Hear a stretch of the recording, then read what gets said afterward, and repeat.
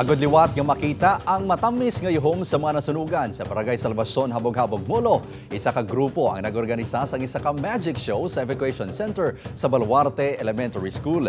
Sunod sa grupo, masobra na 18 katuig na sila nga nagahimo sa magic shows para makahatag sang kalipay sa mga biktima sang kalamidad kaangay isang bagyo kag sunog.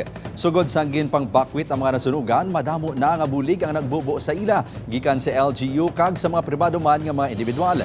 Ang ilang nga nabaton nga bulig ang suno kay James nakapaganhagan sa ginaginagyan subok ang Paskwa. Apil man nila nga maski pa maka-enjoy gid sila mas isa gamay lang oras. At least wala malimtan ang trauma, ang kasubo kung ano man nga effect psychologically sa ila. And aside from that, sa amon nga adults, sa mga parents and sa mga oldies na gid nga at least man bala nakayuhom sila.